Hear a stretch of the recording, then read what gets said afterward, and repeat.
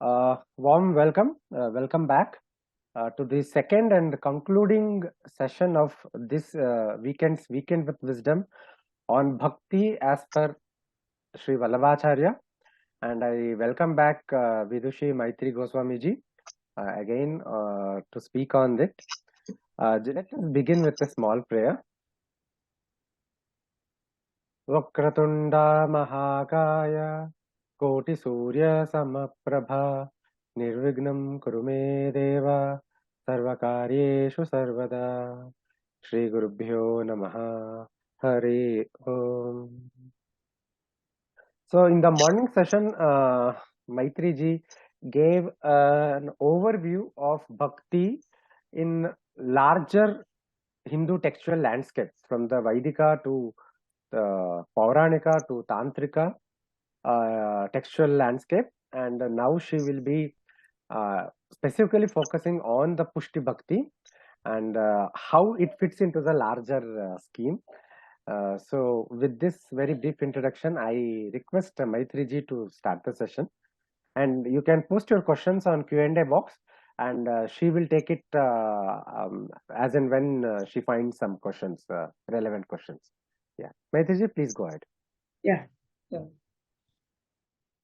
So in the morning session, we discussed regarding the aspects of Bhakti, which are affiliated with the Vedic literature, and how the Vedic literature also explains Bhakti as per the principle of Mahaprabhu, because it is about the general notion is about considering the two aspects of Ved as Purvakand and Uttarkand. So Mahaprabhu said that Bhakti is there in Ved because it is the origin of all the thoughts. So Bhakti is considered to be a hidden concept within Purvakand and Uttarkand of Ved, and that's why the Acharyas revealed that aspect in different ways. So in Vedic format, after that, the Pauranic and Tantric aspect, and ultimately, as per the Shandilya Sutra and Navadha Bhakti Sutra, what should be the nature of Bhakti, how Bhakti is supposed to be practiced, and what are the primary and secondary aspects of Bhakti. These were the things which we had discussed in the morning session.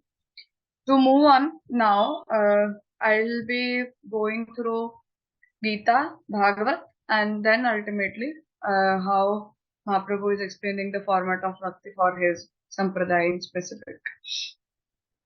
About the explanation of Bhakti from Shrimad Bhagavad Gita, because Bhagavad Gita is considered as the conclusion of all the Upanishads and all the Dharma Shastras. The way Mahatma says that Sarvopanishado Gavo Dogdha Gopala Nandanaha. So in that way, Gita explains all the concepts which have been discussed in each and every Dharma Shastra along with Bhakti. And the way Bhagavad Gita focuses upon Bhakti, it explains that, again, the way we discussed in the morning session, that Bhakti doesn't have just one format, but it has multiple formats. So the way we saw it in the Yagya format, same way about the Jnanamargya format, by worshipping the Atma or the Brahman, and then the deity worship as per Pauranic and Tantric methods. So in all the ways, Bhagavad Gita has compiled all those aspects by emphasizing upon the Bhakti and Sharanagati to be taken in Bhagavan.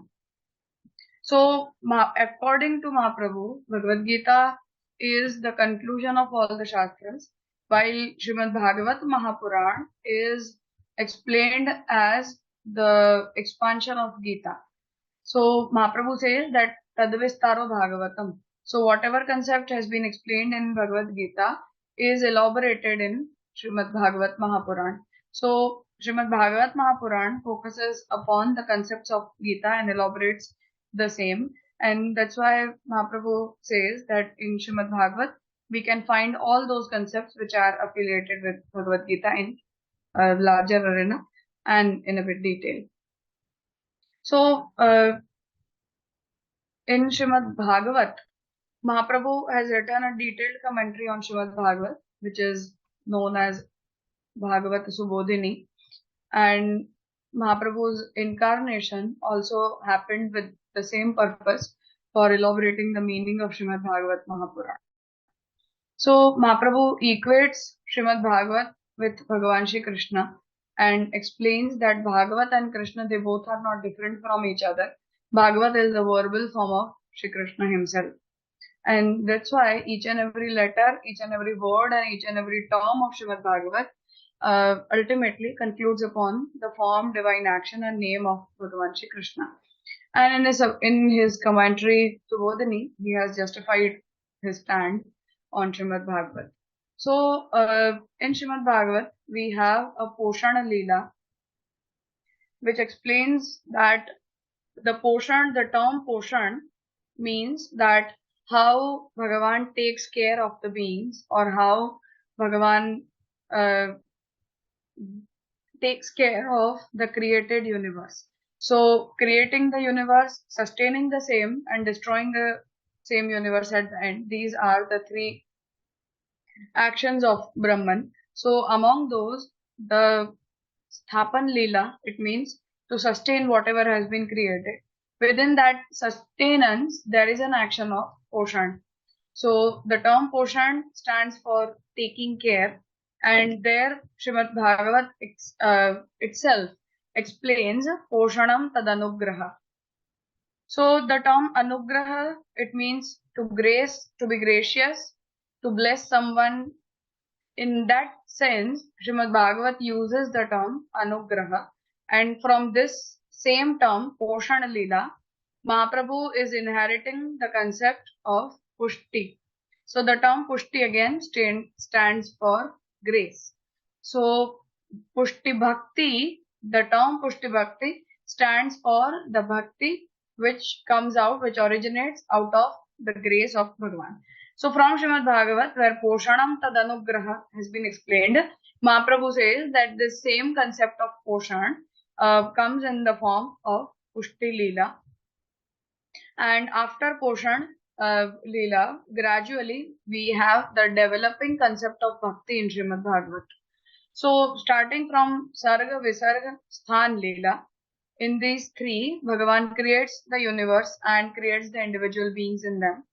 And in Poshan Leela, Mahaprabhu explains that Bhagavan takes care of whatever has been created in multiple ways.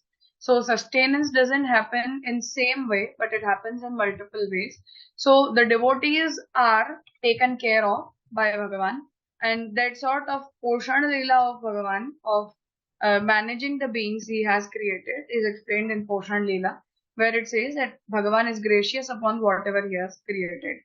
After Poshan, we have Uti Leela. So in Uti Leela, Bhagavat explains that it is about establishing karma vasana in the individual beings.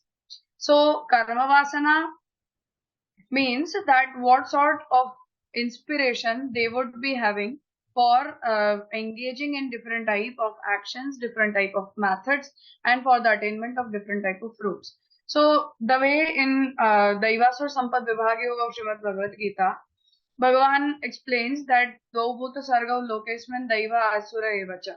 So Bhagavan says that I have created two type of individual beings, which are Daivi and Asuri. And what are their characteristics and attributes? For them, Bhagavan explains that Daivi Sampad Vimokshaya Nibandhaya Surimata. So the Daivi beings are for the sake of being bound in the rules and regulations of Maya or Vidya Shakti, and the Asuri beings are for being bound in the Avidya Shakti under the regulations of Avidya Shakti, while Daivi beings are created for the attainment of liberation or moksha. So in that way, Bhagavan explained this thing, and by taking that concept, Mahaprabhu elaborated the concept of Bhagavan's explanation in Bhagavad Gita by saying that it is not in our hand that what will we be doing or in what sort of path will we engage, but it depends upon Bhagavan's desire. So the way when Upanishad says that Saeva sadhu karma karayati, Saeva asadhu karma karayati. So in whatever good or bad deeds we engage, all those deeds, if they are good, if they are bad in both the ways, they are tackled by Bhagavan's desire, Bhagavan's independent desire only, which is the desire of Bhagavan uh, explains that it is about that desire of Bhagavan is to choose individual beings into different methods, different paths. And that's why Mahaprabhu uses the term Varan there. That Varan means Vrinate, to choose someone. So the way Ishavasya Upanishad says that Yamevaisha Vrinate Sahatena Labhyaha. So whoever he chooses, that being attains that sort of path.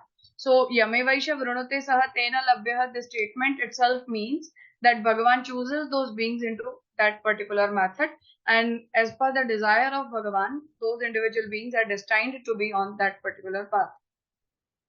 So in that way, Mahaprabhu explains that this depends upon the desire of Bhagavan, and as all the methods, even of the beings who would remain bound in this universe forever, or all those beings who would attain liberation, and all those individual beings and devotees who would be attaining Bhagavan at the end as the ultimate fruit.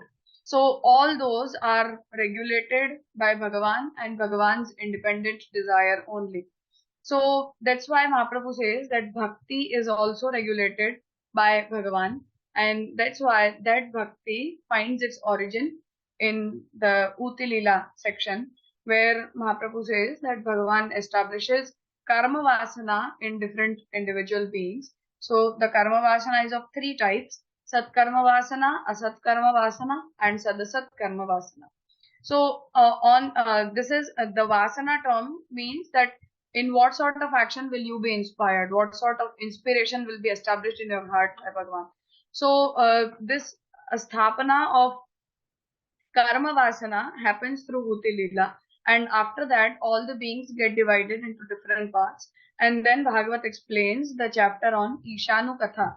So that ninth skand, ninth canto of Shrimad Bhagavat, which is focused upon Ishanu Katha. The term Ishanu Katha means the tales or the stories of those devotees who followed Bhagavan. So Ishasya Anukarinah. So those who followed Bhagavan, their tales and their stories have been explained in Ishanukatha. And after Ishanukatha, we have Nirodha Leela, which is considered to be the most superior stage of devotion, where Mahaprabhu considers the role of Bhagavan Shri Krishna. Incarnation, the 10th canto of Shrimad Bhagavat, explains the incarnation of Bhagavan Shri Krishna and his divine actions, and the way he graced the Braj devotees with his devotion, with the utmost nature of devotion. So there the term Nirodha stands for Prapancha Vismriti Purvak Bhagavad Asakti. It means whoever has engrossed their mind in Bhagavan, they don't remain aware about the worldly affairs anymore, and they completely remain focused upon the form of Bhagavan. So that Ishanukatha after Nirodha Leela, and then ultimately, whoever has attained the condition of Nirodha, Mahaprabhu says that they themselves have attained the ultimate truth. There is nothing beyond that. So the most superior nature of bhakti is explained through the Nirodha Leela, and that Nirodha Leela stands for the ultimate fruit of bhakti, which is bhakti itself. So there is nothing to be achieved with Nirodha or the Bhakti Margi actions, but bhakti itself is the fruit. So with this statement, Mahaprabhu explained that this is what the notion of Bhagavat is regarding the concept of bhakti. And then Bhagavat, the third chapter of Bhagavat, the third canto, which is focused upon explaining the discussion between Rishi Kapil and his mother Devahuti. So Devahuti was a devotee, and she asked his son Kapil Devji, who was the incarnation of Bhagavan himself, and Kapil Devji explained her the path of bhakti. So in that explanation, not one single mode of bhakti, but multiple formats of bhakti have been explained by Bhagavan, and that multiplicity in the format of bhakti, as explained in the third canto, Mahaprabhu has made use of those statements by saying that we need to distinguish the formats of bhakti. So the way we saw that even through the fire sacrifices, even through the yajna, we are offering our worship to the Devata, or also by the Jnana Marg, we are offering our worship to the Brahman and the Atma and the Paramatma residing within. So all these are different formats, and not all formats are applicable upon everyone. So it is not so that I would be eligible or capable of fulfilling one particular format of bhakti, but as per on the basis of the eligibility criteria, that how a person is supposed to be considered as an eligible person for following that particular method or path, and how that person should practice bhakti. So it is one to one thing. So it is not so that the way I would be able to practice bhakti, that would be the same format applicable on the other person. And that's why from the Bhagavat itself, Mahaprabhu is considering all the aspects of bhakti and is elaborating them, thereby concluding upon the nature of Pushti Bhakti. So Mahaprabhu starts that bhakti yogo bahuvido margaihi bhamini bhavyate swabhava guna margena punsam bhavo vibhidyate. So there Bhagavat explains that the bhakti yoga is not of only one nature, but it also has multiplicity in it. That's why the people who are of different swabhav, it means who have sattvic, rajas and tamas guna in different proportions in them, those who have different type of temperaments, on the basis of their modes, their temperaments, their nature, their eligibility, and their desire of the attainment of any particular fruit, the format of bhakti yoga changes. Abhisandhaya yo hinsam dambam matsaryameva va sarambhi bhinna bhrig bhavo mai kuryat satamasah. So there are, Bhagavan himself is saying that there are some people who hate me, there are some people who are jealous of me, there are some people who consider themselves to be different of me, they are considered to be of tamas nature. विषयान् अभिसन्धाय यश ऐश्वर्यमेव वा अर्चादौ अर्चयेत् यो मां पृथक् भावः स राजसः. So those type of people who have the desire regarding the attainment of some or the other type of worldly and outer worldly fruits, they want to attain aishwarya. It means they want to live a good life, or they want to worship Bhagavan in one or the other type of form, or they want to attain fruits as a result of their devotion. That sort of bhakti yoga is considered as rajas bhakti yoga. Karma nirharam uddishya parasmin va tadarpanam yajed yashtavyam itiva prathak bhavah sa satvikah. Here Bhagavan is considering the Upanishadic and Vedic format of worship, where he is saying that karma nirharam uddishya. It means whatever action I am performing, I want to offer all those actions to Bhagavan, and as well their fruits as well to the Bhagavan.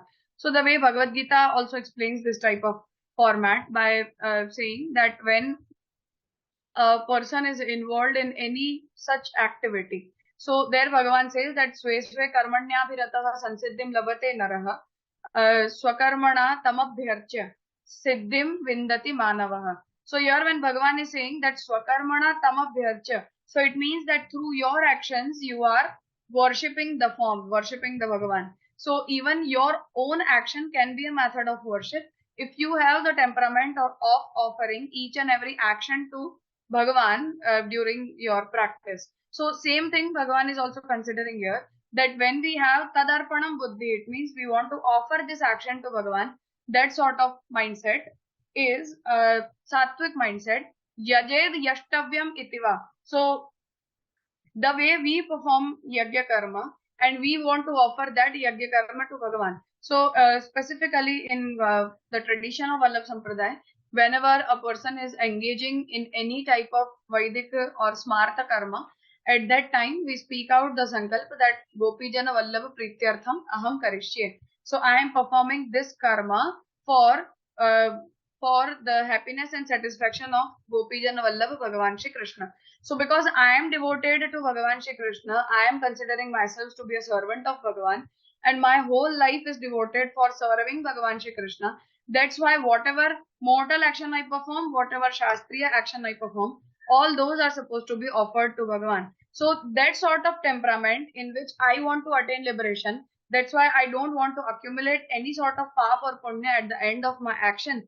That's why I am offering each and every action to Bhagavan. So in that case, Mahaprabhu says, Bhagavan says that this type of temperament behind the worship is considered as sattvic.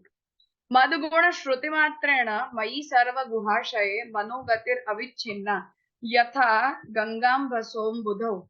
So here Bhagavan is explaining now after the tamas, rajas and sattvic aspects of Bhakti Yoga, Bhagavan is moving towards the Nirguna aspect of Bhakti Yoga.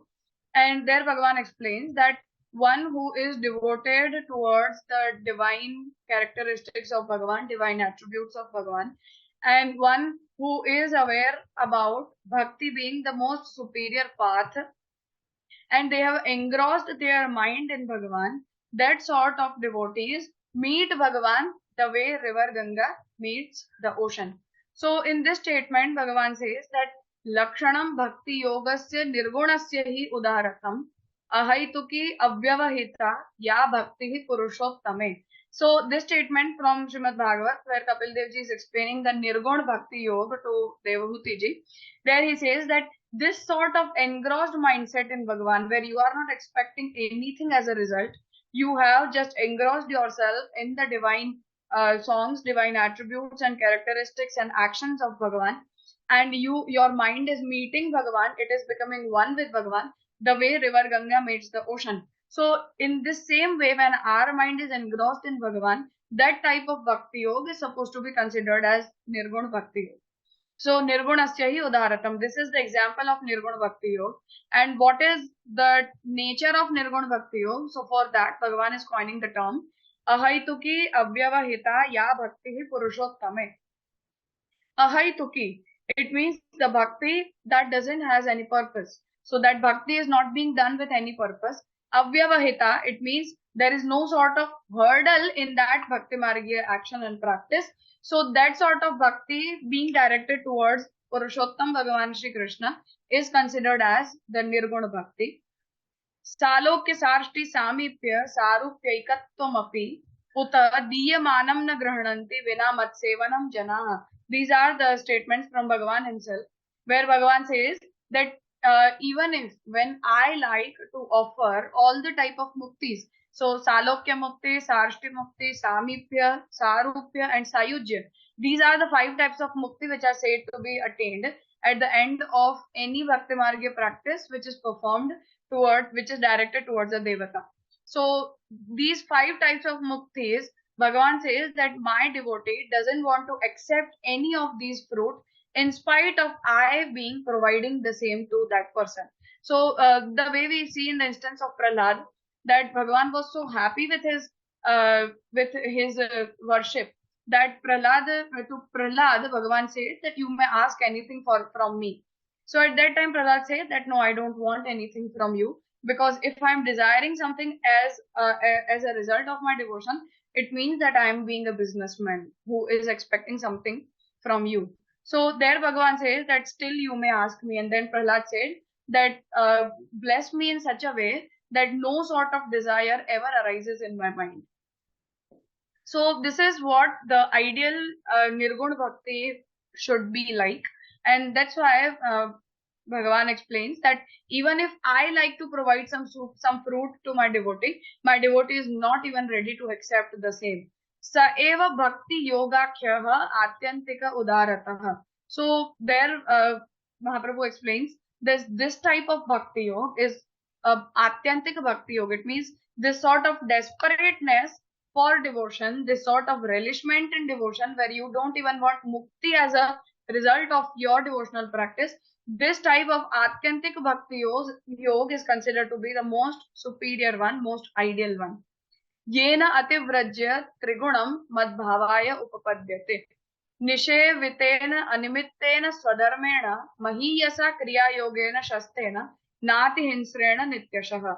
So here Bhagavan explains as this type of Bhakti Yoga overcomes all the type of Saguna temperaments.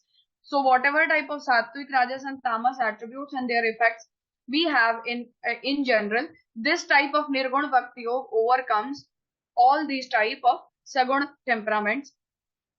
And that's why this type of devotee, Madhishnya Darshana Sparsha Puja Stuti Abhinandanaihi Bhuteshu Mad Bhavanaya. So now how will that devotee behave, that Nirguna Bhakti Yogi behave?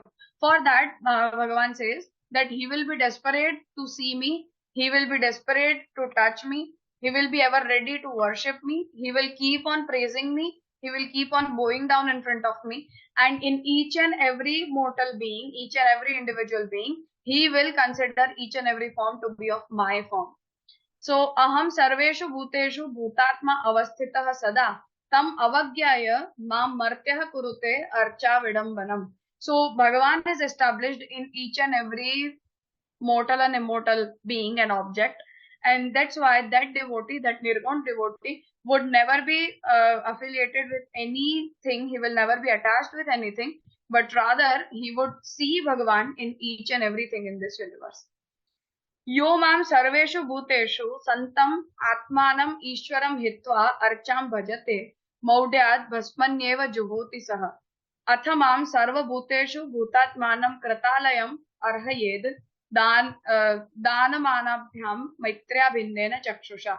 So there Bhagavan says that's why you should see me in everyone, but in spite of I being present in everyone, I have a distinguished form, in a personified form. And that's why my devotee, by knowledge, he considers everything to be in the form of Bhagavan only, but still he would like to worship Bhagavan in his personified form only. So that type of Nirguna Bhakti Yogi is appreciated by Shrimad Bhagavat Mahapuran in the third canto, where Kapil Dev Ji is explaining the Saguna Bhakti Yoga and Nirguna Bhakti Yoga both.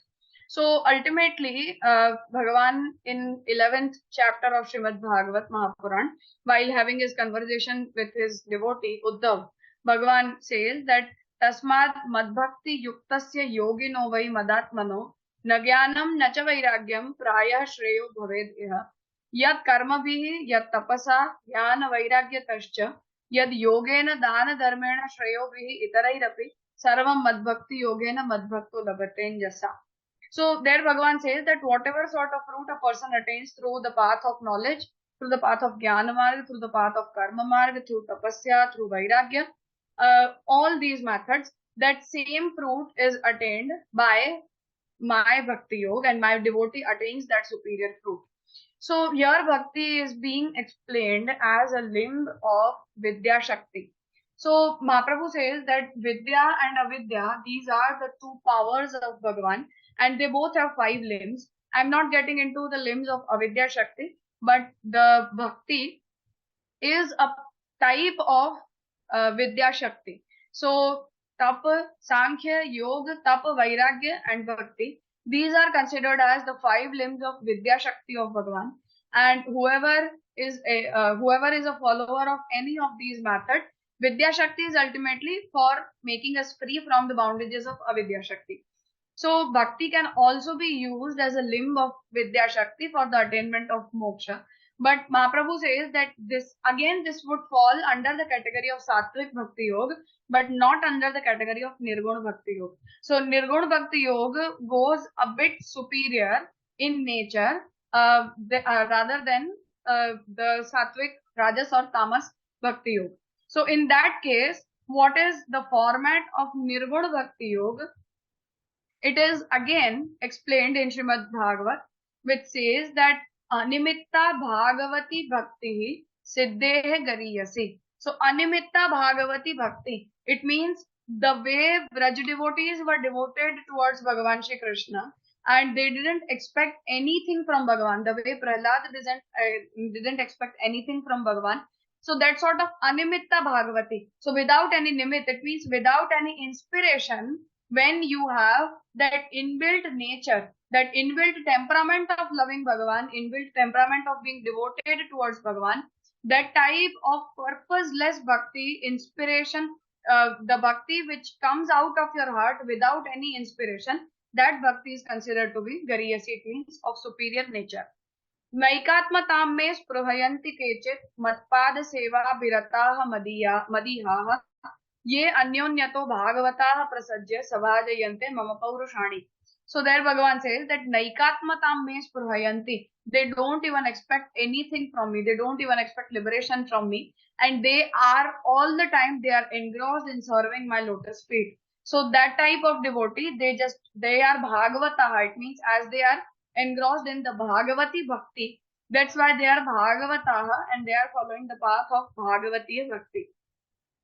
Imam lokam tathaiva amum atmanam ubhayayinam atmanamanu yecha ihame rayah pashavo grahaha visrajya sarvan anyanscha mam evam vishwato mukham vajanti ananyaya bhaktya. So there Bhagavan says that these type of people, these type of Bhagavataha who are following the path of Bhagavat for bhakti, they leave their attachment towards this universe, their own body, their own atma. They don't even want their own atma. They don't want any sort of possessions, any object and family and house, nothing. They are just completely engrossed in my devotion. Etavaneva loke asmin punsam nishreyasodayah tivrena bhakti yogena manomai arpitam sthiram. So there Bhagavan says that this type of people, this type of person attains my Nirguna Bhakti Yoga, and with that Tivra Bhakti Yoga, it means that engrossed Bhakti Yoga, a person devotes his mind in me. So his mind remains engrossed in me and they don't have any sort of other thought even in their mind. So how superior this Bhakti Yoga is, by comparing that, Bhagavat itself says that Naishkarmamapi Achyuta Bhava Varjitam Nashobhate Jnanamalam Niranjanam Kutah Punah Shashvat Abhadram Ishware Nacha Arpitam Karma Yadapi Akaranam. So Bhagavat explains that Naishkarmamapi Achyuta Bhava Varjitam Nashobhate. If you leave all the karma for the attainment of mukti, it means I want mukti, that's why I don't want to affiliate myself with any sort of action, any sort of karma. In that case, Bhagavat says that if this detachment towards the action is happening as a result of devotion towards Bhagavan, only then it could be appreciated. But if it is a selfish motive for the attainment of mukti, so with regards to the Nirguna Bhakti, even mukti is considered to be sakamta. So even mukti is considered to be, the desire of attainment of mukti is also considered to be sagunata. So that's why Bhagavat says that Naishkarmyam apina shobhate. So this type of Naishkarmya, where you are devoid of all the actions and you have detached yourself from everything, that sort of Vairagya is also not appreciated if that Vairagya is not the outcome of devotion towards Bhagavan. And same way, no knowledge can also ever be appreciated if it doesn't inspire you towards the path of devotion. And that's why if you are devoting all your actions to me, it means to Bhagavan. So if we are devoting all our actions to Bhagavan, even in that case, that devotedness towards the Bhagavan for devoting the actions should also be inspired by the devotional sentiment, not just with the mere desire of the attainment of mukti. So this is what the perspective of Shrimad Bhagavat is, and by inheriting this same concept, now Mahaprabhu is concluding this whole topic which we discussed right from the morning till now by saying that what should be the hierarchy of this development of devotion. So there Mahaprabhu says that Sarva Gopyo hi dharmastu Vede Mukhyataya Uditah Brahma Matra Prakashastru Kripaya Sanakadigah Sa Idanintu Gitayam Prakato Bhagavat Kritah Tad Vyasatvad Bhagavatam Purvam Bhagavata Uditam. So first of all, what was the most hidden concept was elaborated by Bhagavan himself in Ved. And after Ved, when Bhagavan elaborated the form of Brahman, after that with the desire of the Sanakadik rishis, the Sanak Sanandan and Sanat Kumar rishis, Bhagavan elaborated that concept again in Bhagavad Gita by incarnating on this earth. And whatever was explained in Bhagavad Gita again was a bit difficult in its nature.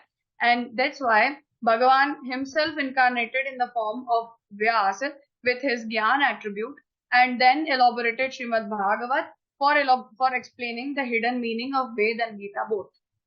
Puranam Vedavat. So Bhagavat is equivalent to Veda. All the Puranas are equivalent to Ved because the way we understood in the morning session that they are for elaborating the same concept but in a brief way. Tasya Veda Dharmati Deshaha. So whatever dharma, whatever duties have been explained in the Ved, those same dharma, artha, kam and moksha purusharth and pancham purusharth as bhakti has been elaborated in the Puranas as well. Tena dharmartha kama mokshaha bhakti cha iti pancha nityaha kamyaha cha. So these are the 5 purusharths as explained in Puranas. Swarupetu trayo bhedaha. It means what sort of form of Bhagavan is being explained in Veda, Gita and Bhagavad. All these 3 texts. So Mahaprabhu says that 3 type of forms of Bhagavan are being explained there, which are with the differentiation of Kriya, Jnana and Bhakti. Iti Kriya Rupe Dharme Pravishto Yagyah Ekah. So the first form of Bhagavan, the first form acquired by Bhagavan is the Kriya Rup, which is in the form of Yagya. So in the form of Yagya, Bhagavan himself is present. Tatha Jnana Rupe Dharme Pravishta, Dharmi Brahma Dvitiyo. So one who is engrossed in the Jnana, in the knowledge which is elaborated through Upanishads, is the second form, which is Brahman, which is the object of Gyan, which is the subject of knowledge. And the third one is Kriya Jnana Ubhaya Yutaha Krishna Tritiya. So one who has Kriya Shakti and Jnana Shakti both, and who is above Kriya Shakti and Jnana Shakti both, that is the third form of Bhagavan. Vishishte Vachakam Gita. That form of Bhagavan is explained in Bhagavad Gita, where Bhagavan is saying that Sharaksharmati Toham Aksharaadapi Chottamah Katosmi Loke Vedecha Prathitaha Purushottamah. So even there Bhagavan has explained in the form of Yagya as his own form, where Bhagavan is saying that Brahmarpanam Brahma Havir Brahmagno Brahmana Hutam. So there Bhagavan says that when you consider that Yagya to be the form of Bhagavan, ultimately by being Samadhistha in Brahman, you attain Brahma by that action as well. So same is with the concept of Gyan also. And then Bhagavan said that one attains Kshar and Akshar through Karma and Gyan, but I am above Kshar and Akshar, who is Purushottam. So Mahaprabhu explains that Vishishte Vachakam Gita, that Kriya Jnana Vishishta form of Bhagavan Shri Krishna is explained in Bhagavad Gita, Shri Bhagavatam Evacha, and also in Shrimad Bhagavat Mahapuran. Kevale Kanda Dvitiyam Vedo Dharmaha Praveshatah iti Kriyavan Kriyayam Pravishtaha. So when the 2 Kand of Ved, 2 chapters of Ved elaborate the karma form, the Kriya form as the Yagya, and the Jnana form as Brahman, and above both those forms, Gita and Bhagavat elaborate the Vishishta form, which is Bhagavan Shri Krishna, Purushottam Parabrahma Shri Krishna, who has Kriya Shakti and Jnana Shakti both. And with the desire of that Bhagavan Shri Krishna itself, the concept of bhakti and grace now comes into the picture directly. So, to conclude what we discussed as of now, that from Veda to Puran to Tantra to Sutra, and then ultimately in Bhagavad Gita and the detailed elaboration in Shrimad Bhagavat, the concept of bhakti gradually grows, and it ultimately gets concluded in Shrimad Bhagavat Mahapuran, because it is the Nirgalit Phal of Nigama Kalpataru. So the Ved is explained as a tree, and Bhagavat is the fruit of that tree. So with that fruit of Bhagavat, Mahaprabhu says that the whole concept of bhakti is being concluded there. It is being explained there in a very detailed way. And that's way, whatever has been explained in Shrimad Bhagavat is the conclusion of Veda and Gita. Again, it is also about the Yuga Dharma. So Mahaprabhu in his text Balbodh explains that when the Vedic format of Purusharth, the way I wanted to emphasize in the morning session as well, that we should focus, rather than focusing upon the methodologies, variations in the methodologies, we should focus upon the concept which remains uniform everywhere. So though the methodology changes in Smriti, in Puran, in Tantra, in Sutras, and in the Sampradaya format of each and every Bhakti Sampradaya, maybe Ramanuj Sampradaya, Madhva Sampradaya, all these Sampradayas can practice different formats of devotion, but the concept of worship, concept of devotion and bhakti remains the same in each and every one.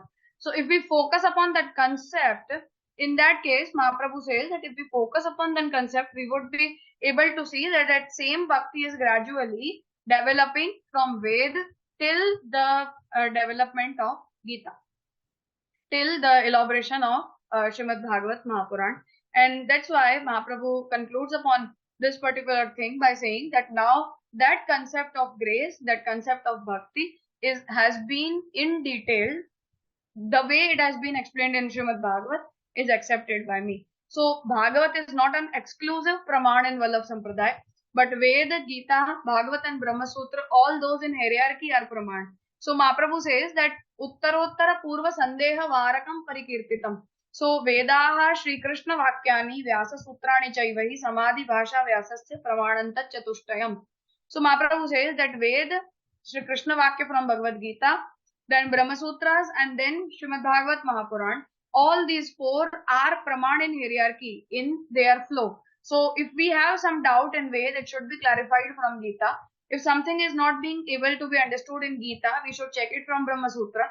And all the doubts are clarified by Sarva Sandeha Varaka Shastra, which is Shrimad Bhagavat. And that's why Mahaprabhu takes out the concept of Bhakti, concludes the concept of Bhakti out of Shrimad Bhagavat. So if we focus upon the hierarchy of this development of the concept of Bhakti, we would be able to understand that it is not exclusively coming out of Bhagavat, or Mahaprabhu is just not inheriting the concept of Bhagavat blindly, but rather he is trying to affiliate this concept with all the prior texts which are explaining this same concept, but maybe in a different format. So the concept is being focused, the format is changing. Again, it has to change as per the consequences of Desha, Kal, Dharma, Adhikari, etc. So if we are eligible for some type of dharma, in that case, it should be understood that we have to consider this system in a different way. And that's why whatever is the procedure of following that particular methodology as inherited from Shrimad Bhagavat, that format is accepted by Mahaprabhu for his Sampradaya practice.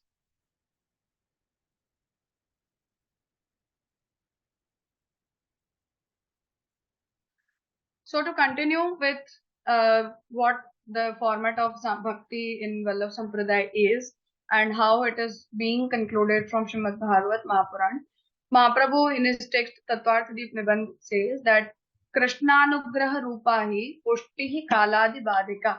So here Mahaprabhu coins the term Pushti. So the term Pushti comes from Anugraha and Poshan. And what is that Pushti? Mahaprabhu explains its nature, that Krishnanugraha Rupa. So it is the grace of Krishna. Kaladi Badika. It means it doesn't has any sort of boundary of time being. It means the way Shastriya karmas have some or the other type of boundaries.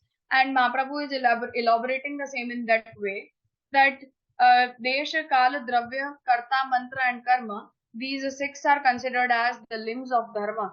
So Dharma has 6 limbs, and only when we fulfill the need of all these 6 limbs, we would be able to attain any sort of fruit as per the dharmic practice.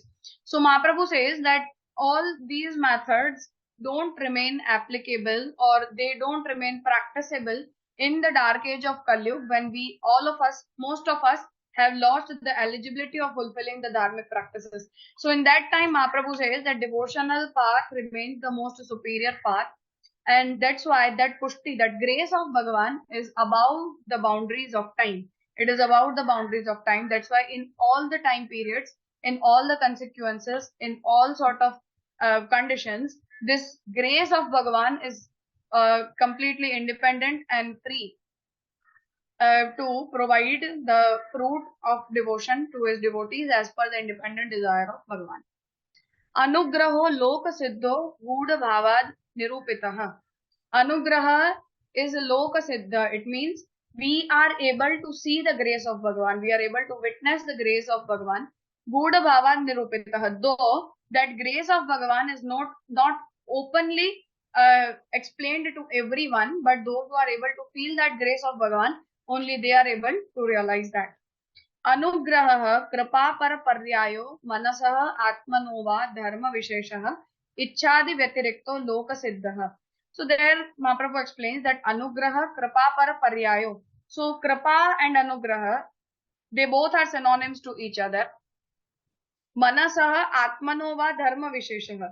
It is a special characteristic of mind and atma. It means your soul is graced by Bhagavan, your mind is engrossed in Bhagavan because of his grace. Ichchadi vyatirikto loka siddhah. So this devotion is not a desire for the attainment of anything. It is not a desire. It should not be qualified within the aspects of different type of desires, but rather it should be accepted as an exclusive nature of us, where we are able to feel that grace of Bhagavan, and out of that grace, the sentiment of bhakti originates. लोके क्षीणधनस्य अधर्मणस्य उत्तमर्णैः अल्पधनग्रहणेन अनृणित्व सम्पादने स्मृतः गूढभावाद् अनुकृत्यधिकरणे सर्वस्य भगवद् अनुकारितायाः सिद्धत्वात् लौकिकेन तेन अनुमेयः. So Mahaprabhu says that if that grace is not visible, it means I would not be able to see that yes, this person has been graced by Bhagavan, or this person has been graced by Bhagavan, or I would not even able to clearly identify my own self as being graced by Bhagavan primarily. So in that case, how to understand that I have been graced, or there is a grace of Bhagavan which is working on us?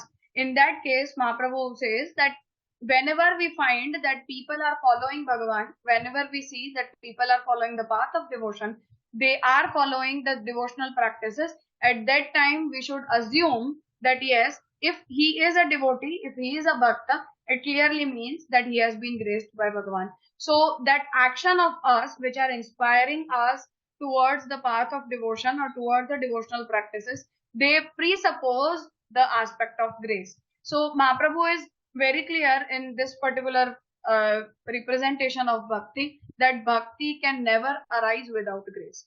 So yatra yatra anugraha tatra tatra bhakti. So yatra yatra pushti tatra tatra bhakti. So wherever there is a grace, only there bhakti can arise. And wherever we are able to visibly see a person being devoted towards Bhagavan, we could 100% we could assume that this person has been graced by Bhagavan. So the aspect of kripa, poshan, anugraha or pushti, they are synonymous to the devotional practice and the devotional sentiments in a human's heart. So that's what Mahaprabhu says, that though that grace is hidden, Bhagavan doesn't disclose this secret that yes, I have been graceful upon these selected individuals, or I am being gracious upon these 50 or 100 people. But whenever we see them engrossed in Bhakti Margiya practices, it clearly means that they have been graced by Bhagavan, because as per the principle of Mahaprabhu, Bhakti can never be an output of any other factor, but it only is exclusively it is an outcome of Bhagavan's grace. And that's why he gives this prefix to bhakti, which is Pushti Bhakti. So bhakti should be the result of Bhagavan's grace only. Now here, the way Mahaprabhu had elaborated the types of bhakti yoga, same way Mahaprabhu is also explaining the modes of kripa, modes of anugraha. So in that explanation, Mahaprabhu says that again, this anugraha is not always of the same nature. It means anugraha is not always of a uniform nature, but anugraha also has different shades. And we need to discuss those shades before we get into the core principle of bhakti in Vallabh Sampradaya. So again, this concept has been inherited from Shrimad Bhagavat only, because in Poshan Leela, Bhagavan has graced different type of people.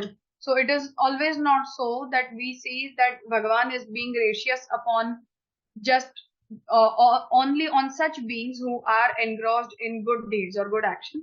But sometimes we see that Bhagavan is also gracious upon those people who have performed the sinful acts, who are engaged in sinful activities, but still Bhagavan remain gracious upon them. So in that case, how to understand the temperament of grace from Bhagavan's end?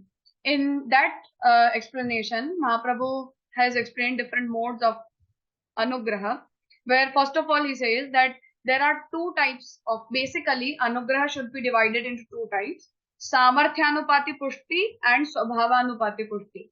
So samarthyanupati pushti means that whenever Bhagavan wants to be gracious upon someone, whenever Bhagavan wants to sustain someone, and he uses his powers for gracing him, in that case, that usage of powers for being gracious is known as samarthyanupati pushti.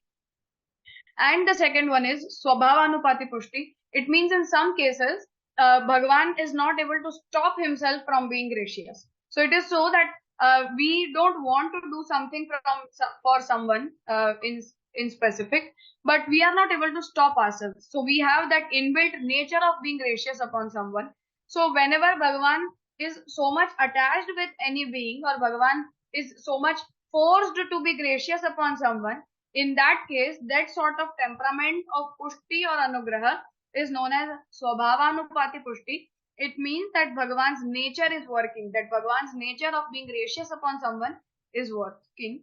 And that swabhavanupati pushti is again explained in many ways. So the first one is Susadan Jivatma Vishayaka Pushti, through which Bhagavan remains satisfied. So Susadan Jivatma Vishayak Pushti means that the beings, the individual beings who are engrossed in good actions, the actions which have been explained in the Shastras, and they are following the path of Shastra, they are following the methods of Shastra, and Bhagavan is happy with them. Bhagavan is satisfied with their actions, and that's why Bhagavan, being gracious upon them, he is providing them the fruits as per the Shastric norms, the Shastric notions. And when Bhagavan is providing them any fruit, at that time, Bhagavan is satisfied. That's why Mahaprabhu is explaining that this temperament of anugraha on Susadhana Jiva, the individual beings who are engrossed in good actions. So the temperament of Bhagavan towards them should be understood as tosha, santosha, where Bhagavan is satisfied with them. On the other end, there is one more type of pushti, which says that Bhagavan can also be gracious upon dushta sadhan beings. It means the individual beings who are engrossed in bad actions. So the way if we go through the divine actions of Bhagavan, we see that Bhagavan also provided the fruit of liberation to Putana, Agasur, Bagasur, all the demons who came to Braj for killing Bhagavan Shri Krishna. So they came to Braj with bad intentions, but whoever was killed with the divine hands of Bhagavan, they attained liberation. So though they were not eligible for the attainment of the fruit of liberation, still Bhagavan graced them with the fruit of liberation. That's why this temperament of Bhagavan, being gracious upon those beings who are involved in bad actions, that temperament of Bhagavan is titled as Kshama. So Mahaprabhu says that Bhagavan tended to forgive them. Bhagavan feels that, okay, let me forgive whatever they have done, and I will not provide them the fruit of their sinful acts, but rather I would like to provide them the superior fruit, which is liberation. And the third type of beings, which are categorized by Mahaprabhu in the explanation of Shrimad Bhagavat, is Nisadhan beings. It means the devotees who don't have eligibility to perform any sort of action, not even the devotional practice. So they are not eligible of doing anything, they are not capable of doing anything, but even that type of people are being raised by Bhagavan, and that temperament of Bhagavan towards Nisadhan beings is explained by Mahaprabhu as Daya. That the way we feel that I should help this person because this person is helpless. So same way, Nisadanta is a type of helplessness. And whenever we convey our helplessness to Bhagavan, being humble towards him by considering ourselves to be inferior, in that case, Bhagavan blesses us, blesses those devotees and provides them the fruit. So the way we can see in the stories of Braj devotees, that they were not aware about, and they didn't had any Shastriya knowledge. They were not eligible for doing anything at all. They also were devoid of all the Shastric practices and eligibilities. They didn't even know the etiquettes of worshipping Bhagavan, but still Bhagavan blessed them. So that type of Nisadhanata is appreciated. And Mahaprabhu says that whenever you are entering Pushti Bhakti Marg, or whenever a person is coming into Pushti Bhakti Marg, at that time Mahaprabhu appreciates this temperament of Nisadhanta. So Mahaprabhu says that in spite of all the superior actions which have been elaborated in Shrimad Bhagavat, and in spite of fulfilling all the Shastriya needs, we would never become eligible for the attainment of Bhagavan. So it means that proudly I can never say that yes, now I am eligible for the attainment of Bhagavan, because Bhagavan is beyond all the levels. So whatever level of superiority you reach, Bhagavan is above everything. And that's why there would be no such stage of satisfaction when a devotee can be egoistic about his achievements and say that, okay, yes, now Bhagavan should provide me this fruit. And specifically about Bhagavan Shri Krishna, Mahaprabhu has this principle where he says that Bhagavan Shri Krishna is not bound with any sort of Shastriya actions. He is not even bound to provide you the fruit of anything which you have done, good or bad, whatever it may be. But he is completely free for doing anything he likes. So in that flow, Mahaprabhu says that as Bhagavan is independent to do everything, that's why we should not say that Bhagavan should be forced to provide any individual being any sort of fruit. So Bhagavan is not forced to provide you any sort of fruit, and that's why as he is independent for providing the fruit of devotion, that's why we should consider that Bhagavan's desire is above everything. And with that independent desire, Bhagavan remains gracious, and that's why Pushti devotees, specifically in Sampradayik format, Mahaprabhu appreciates the temperament of Nisadhanata. So it is, Mahaprabhu doesn't mean that you should leave all the actions.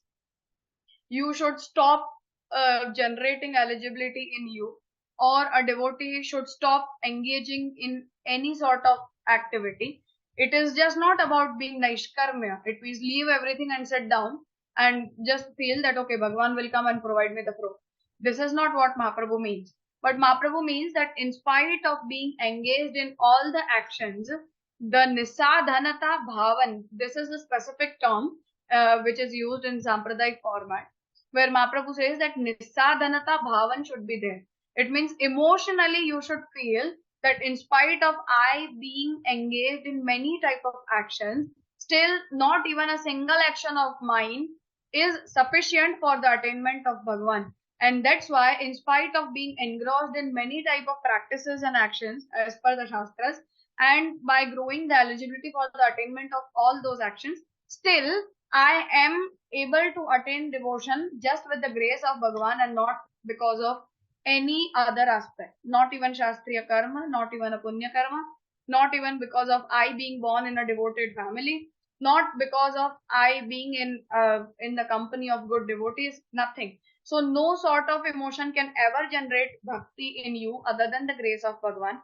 And that's why this type of Nisardhanata Bhavan is considered as the most superior, most practice in the devotional path of Pushti. So Mahaprabhu says that this type of Nisadhanata Bhavan should always be there in a devotee in spite of being engaged in Bhagawatiya Bhakti. It means in the Sampradayik format, after realizing ourselves as a Pushti being, after identifying ourselves as a Pushti being, a devotee should start worshipping Bhagavan, he should start serving Bhagavan as per the explanation of Shrimad Bhagavat, as per the Bhagawatiya pattern. But it clearly means that in spite of being engrossed in them, if we feel egoistic, that okay, I am serving Bhagavan on daily basis, that's why I should be eligible for the attainment of this fruit, or I should be eligible for the attainment of Bhagavan. This type of mindset is not acceptable in Vallabh Sampradaya. And that's why Mahaprabhu says that this bhakti should solely be generated out of the grace of Bhagavan, and devotee should also feel that same emotion that yes, I am graced by Bhagavan, and only that's why I am capable of worshipping Bhagavan. And as Bhagavan is gracious upon me, that's why he is accepting my devotion. Other than that, I am not eligible of doing anything. So this is what the format of bhakti and the origin of bhakti with grace, Mahaprabhu explains. And the younger son of Mahaprabhu Shri Vallabhacharya, Shri Vithalnath Ji, he has written two very important texts for explaining the mode of Pushti Bhakti, which are Bhakti Hetu Nirnay and Bhakti Hansa. So in Bhakti Hetu Nirnay, he proves that Bhakti cannot find its origin from any other any other thing other than the independent grace of Bhagavan. And in Bhakti Hans, Sri Vithalnathji is trying to differentiate the Maryada, the nature of Bhakti, which is to be distinguished from the Pushti nature of Bhakti. So, while starting that Bhakti Hetu Nirnay, he, Sri Vithalnathji says that Brahmadi Durlava Katham Radha Mana Panodakam Krishnam Tad Anugrahaika Labhyam Bhaktincha Numaha. So there he says that I bow down to that devotion which is originated out of the grace of Bhagavan, solely out of the grace of Bhagavan. So that anugrahaika labhyam, the term Eka, Anugrahaika Labhyam, the term Eka here stands for solely Bhakti being originated out of the Anugraha of Bhagavan, and that same Bhakti is identified as Pushti Bhakti. The Bhakti which originates out of some other objects, other things, that Bhakti is not considered as Pushti Bhakti as per Mahaprabhu. So while explaining that format of Pushti Bhakti, Mahaprabhu says that Bhakti itself is the fruit, Prem itself is the sadhan. So love towards Bhagavan itself is considered as the practice. It is above all the practices. So when Bhagavan witnesses you loving him wholeheartedly without any expectation, that love in your heart itself is considered as the superior nature of practice for a Pushti devotee. And that's why bhakti should not be practiced for the attainment of any fruit. So there Mahaprabhu says that tatrapi sadhanam cha premaiva. So prem, the love itself is the sadhan.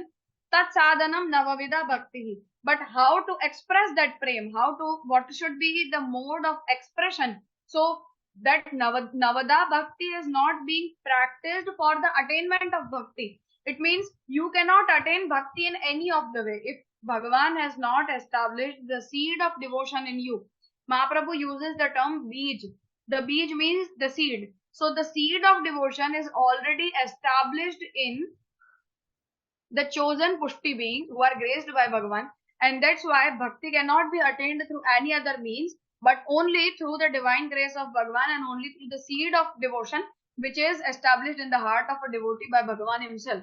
So there Mahaprabhu says that that's why bhakti can find its expression through Navadha Bhakti, through the 9 limbs of bhakti, but bhakti cannot be originated out of Navadha Bhakti.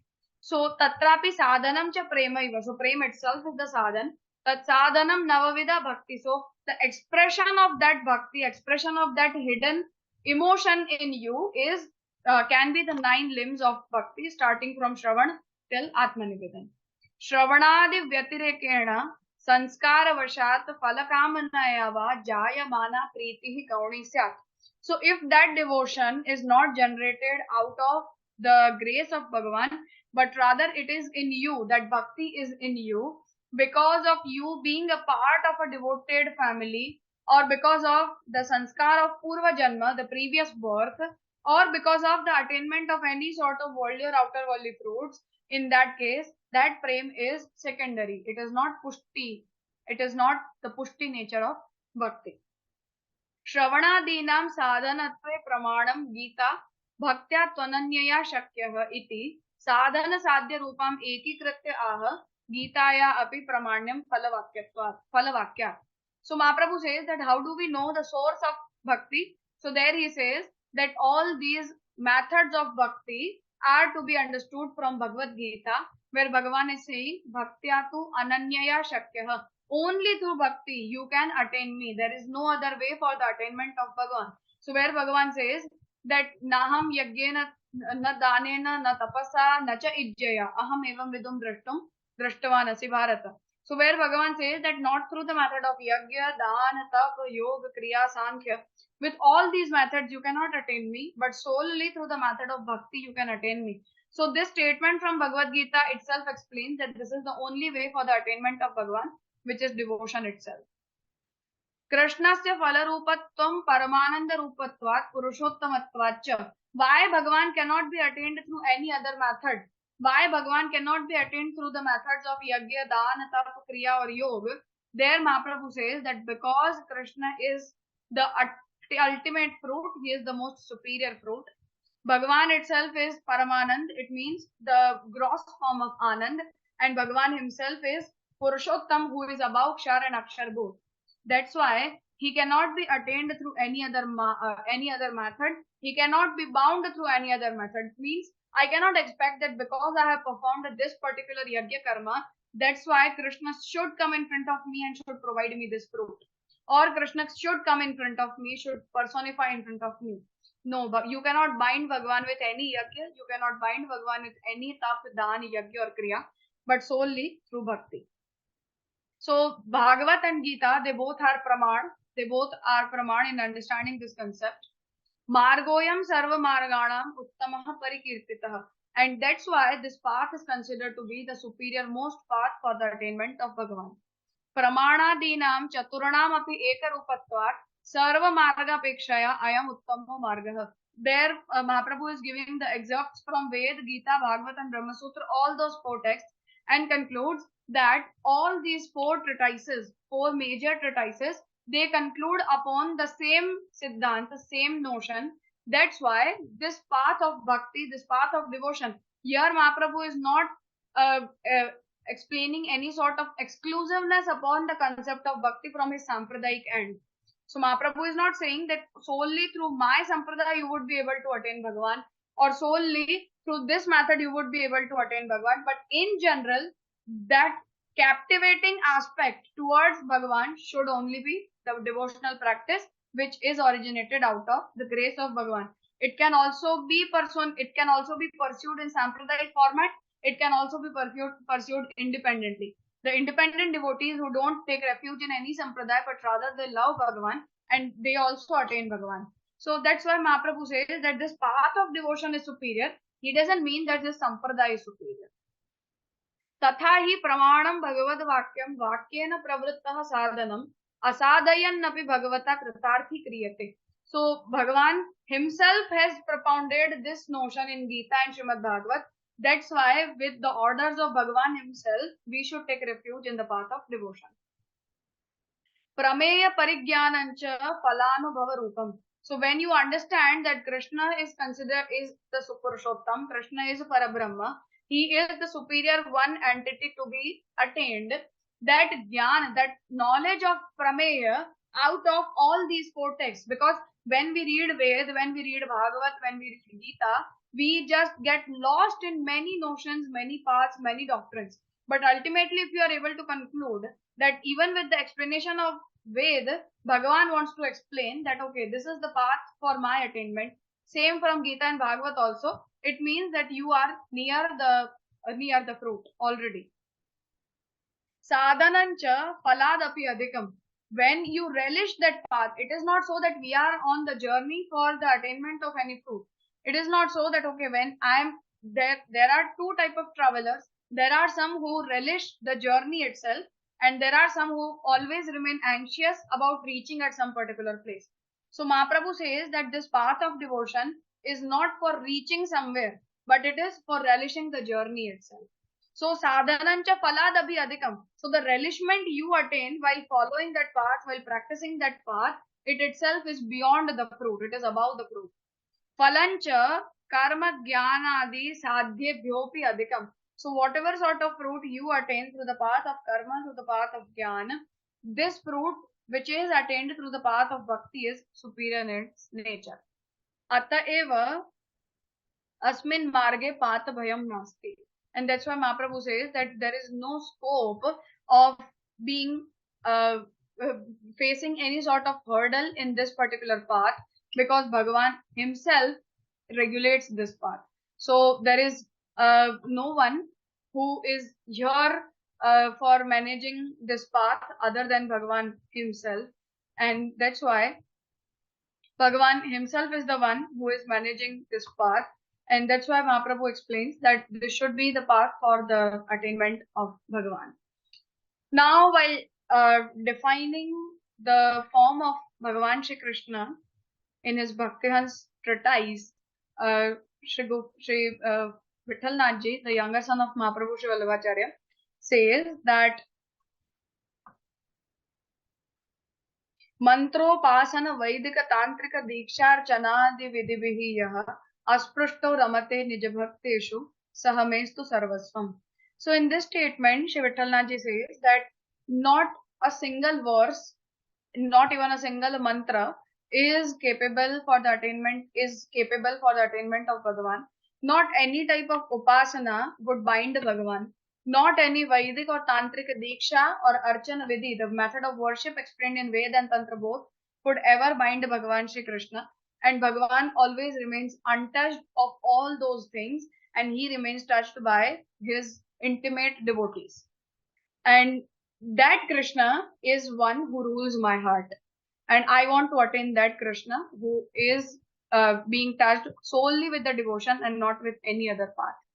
But here, Mahaprabhu, this statement is the most misunderstood statement as well, because Bhakti Margiya Sampradayas are uh,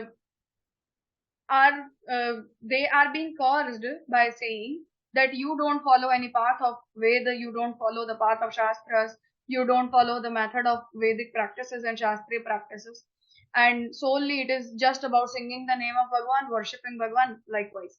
So this statement is also misunderstood in academic world as well. Whoever are academically understanding Vallabh Sampradaya and the nature of Pushti Bhakti, they even tend to say that Vallabh Sampradaya is not appreciating renunciation. Vallabh Sampradaya is not appreciating a person being engrossed in Shastri activities or any social activities, and they are always asked to leave all the duties and solely being devoted in devotion. But this is not the fact. What here Mahaprabhu and Shri Vithalnathji, they both wants to explain is that it is about the stage on which you are. The way when we are on the primary stage of the attainment of jnana, attainment of knowledge, at that time even the jnani is asked to follow all the paths. He is asked to follow Ardha Varnashrama Dharma. He is asked to follow all the social activities. He is asked to be devoted towards all the Shastriya karmas and everything. But once that person becomes devoid of all those worldly attachments, at that same moment, he becomes free from all those attachments because he is free of all the adhyas. He is not having he is not even bound with his own body, his own indriya, prana, antahakaran, buddhi, anything. And that's why when he becomes free at a superior level of jnana, at that time he becomes free from all the duties and he becomes one with Brahman. So same way, even in the practice of bhakti, there are two stages which are sadhana avastha and phalavastha, or primary practicing level of bhakti and the superior stage of bhakti. So in both those stages, we need to distinguish the practices, we need to distinguish the duties, we need to distinguish the methodology being followed by the people who are on those respective stages. So in that way, we should understand this particular thing, that for what person, what sort of duties are being explained. So duties are also contextual in nature. All these practices are also contextual in nature. That's why whenever we are here for deciding our duties, whenever we are here for deciding what duties are being assigned to us as a devotee, in that case, we should first of all consider at that on what stage of devotion we are, and only then those duties can be directed or assigned to a person. If it again, it would be one to one. It would be corresponding one particular person only. So that's why Mahaprabhu explains this particular thing, that bhakti hi swatantra shuddha cha durlabha iti na sochate. So bhakti is independent. Bhakti is a shuddha. It means it is the purest path. Bhakti is durlabh. It means it is not so that each and every person would be eligible for the attainment of bhakti, but it is about being selective. भक्तेः अपि स्वाश्रमधर्मसहितज्ञानसहिताया एव तिरोधाननाशकत्वम् उक्तं भवति.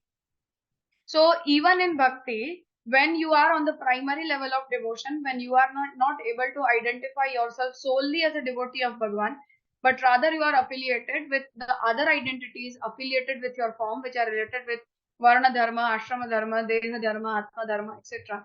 In that case, all sort of those duties are supposed to be encompassed within the devotional practice, and all those duties are also supposed to be devoted towards Bhagavan. They should be offered to Bhagavan. So, Esha Mahatmya Jnana Purvaka Parama Sneha Rupa Tatha Bhuta Sati Bhagavat Paricharya Yukta Bhavet. So, when you, after attainment of Mahatmya Jnana, when you have that engrossed devotion in Bhagavan, when you have that emotion of being engrossed in Bhagavan, only then you are eligible for fulfilling the need of Shuddha and Swatantra Bhakti. But till the date it doesn't happen, you are bound to follow all the Shastriya paths. So that's why Mahaprabhu says that it is not so that we are supposed to leave all the methods for the fulfillment of bhakti. We are supposed to be devoid of all the other duties and practices for the attainment of devotional path. But it is rather about encompassing everything for fulfilling the need of devotional practice. And once we are on the supreme stage of devotion, when we don't find anything else, when we don't identify ourselves affiliated also with our body or atma or anything in this universe, and solely we identify ourselves as a devotee of Bhagavan, At that stage, even the Shastras free us from all the duties and all the practices and all the karma and pap and punya and everything. And at that stage, a person would be able to practice the Swatantra, Shuddha and Durlabha Nirguna Bhakti Yoga, which is capable for the attainment of Bhagavan Shri Krishna. And that's why Mahaprabhu says that Yavad Deho Ayam Tavad Varnashrama Dharma Eva Swadharma Bhagavad Dharma Dayopi Vidharmaha Paradharmaha Va Yada Punaha Atmanam Jivam Manyate Sangata Vyatiriktam Tada Dasyam Swadharmaha Anye Varnashrama Paradharmaha. So this statement concludes this doctrine of Mahaprabhu in a very clear way, where Mahaprabhu explains that when till the date we are being egoistic about our body, our sensory organs, the Deha Sanghat which we are carrying, till that date all the Varnashrama Dharma, all the Shastriya duties are supposed to be followed by a person along with the devotional practice. And when we are not affiliated with our body, when we don't identify ourselves with our body, but we solely develop the emotion that yes, I am just Atma, I am devoted towards Bhagavan only, I don't have any other duty to be performed. At that stage, we are free to practice whatever we like. So in that stage, we are let free to follow the path of bhakti by being devoid of all the other duties and practices. So this is the nature of Pushti Bhakti, where Mahaprabhu is distinguishing the two stages for the sake of practice. And as the primordial and the doctrinal format of Pushti Bhakti, Mahaprabhu explains that Bhakti can be of various natures. This is the concluding aspect, where he is defining all the types of Bhakti Yoga differently. So first of all, he says that Shravanadi Navakam api adhikari bhedena kriyamanam sat karma jnanopasana bhakti margiyatvena aneka vidam bhavati. So there Mahaprabhu explains that the 9 types of Shravanadi Bhakti, right from Shravan to Atmanivedan, the 9 limbs of Navadha Bhakti, they can change their modes and temperaments as per the eligibility of person. It means that Navadha Bhakti remains the same. The Kriya, the practice of Shravan, Kirtan, Smaran remains the same. But because my temperament is different, my expectation is different, my need is different, my eligibility is different, that's why that Shravan, that sadhana of Shravan will also change its mode and will change its temperament. And that's why Mahaprabhu explains that we are supposed to consider various modes of Navadha Bhakti as well. And that's why he explains that karma jnanopasana bhakti margiyatvena anek vidam bhavati. So in which path you are practicing Navadha Bhakti, it would decide that what should be the fruit of that Navadha Bhakti, what is the mode of that Bhakti Yoga. So that's why he says that within the format of karma, within the format of jnana, within the format of upasana, and within the format of Nirguna Naishtiki Bhakti, independent Bhakti, which is above karma, jnana and upasana, and attainment of all the fruits, the shade of Navadha Bhakti will change. How to understand that? So he gradually goes on defining all those modes. So first of all, he says that Tathahi Shri Bhagavat Sahasra Namadi Shravana Kirtanayoh Phalatvena Chatvaropi Arthaha Uchyante Tatra. So when you read Shrimad Bhagavat, when you go through the divine names, forms and actions of Bhagavan from Shrimad Bhagavat or any other Shastra, at that time, what sort of temperament you have, which would be deciding the format of Bhakti. So there he says that Trivarga Kamena Kriyamanaha Shravanadihi Karma Margiya Eva. So if you feel that Navadha Bhakti is your dharma, Navadha Bhakti is for the attainment of Artha Purusharth, Navadha Bhakti is for the attainment of Kama Purusharth, then that Bhakti, that practice of Bhakti, that practice of 9 limbs of Bhakti will merely be a karma, will merely be like an action. Tatrapi arthadhyarthibihi vihitatvena kritah chet tada sa tatha. It means that only if, for example, I want to accumulate money through the path of bhakti, through the method, through the practices of bhakti. In that case, that he says that this is wrong. And that's why he says that vrityartham chet krishivat laukika eva shaucharthi ganga sparshavaccha. So the way you make use of the water of river Ganga for your physical need and not for the attainment of mukti or not for your spiritual action, that same way when you made use of Bhakti Marga practices for fulfilling your Artha Purusharth, at that time you are making bad use of that Bhakti. So, that Bhakti when is fulfilled, when that action of Bhakti is practiced for the sake of fulfilling dharma, artha, kam and moksha purushartha, in that case it is considered as karma margiya. It means it is merely like an action in which you are expecting the fruit at the end. For explaining the Jnana Margiya format, he says that Turiyashrame Jnanodaya Hetu Chitta Shuddhi Hetutvena Kriyamanaha Shravanadihi Jnana Margiyah. So in Turiyashram, in fourth ashram, the sannyas ashram, when Shravan, Manan and Nididhyasan are being done, they are being practiced. At that time, what is the purpose of that Shravan, Manan, Nididhyasan in sannyas ashram? So if the purpose of that Shravan, Manan, Nididhyasan is the Jnanodaya, it means the attainment of knowledge, the superior knowledge regarding Brahman, and attainment of Chitta Shuddhi, it means purification of your Chitta through which you can attain Mukti. In that case, that sort of Shravanadi Bhakti will be understood as the Jnana Margiya format of Bhakti. Sakshat Moksha Sadhanatvena Tantrika Diksha Purvako Vihitatvena Kriyamanaha Shravanadihi Upasana Margiyo Ayameva Vaishnava Margaha iti Uchyate Vishnu Dharmeshu Nishthavatvat. So there he explains that Sakshat Moksha Sadhanatvena, the Bhakti which is performed for the attainment of Mukti, how to practice that Bhakti? So Tantrika Diksha Purvako. So by the attainment of Tantrika Diksha through Vaishnava Tantra Diksha, you practice that Bhakti, that the 9 limbs of Bhakti as a method of Upasana Marg. Then Ayameva Vaishnava Marga. This is known as Vaishnava Marg. This is known as Vaishnava Sampradaya because these 9 limbs of Bhakti are Nishtha. It means they are devoted towards Vishnu. Now above that, what should be the mode of Bhakti? There he explains that Bhakti Margiya Bhakta Krita Bhakti Sampradayika Diksha Purvako Shravanadihi Pravahiki Bhakti Uchyate.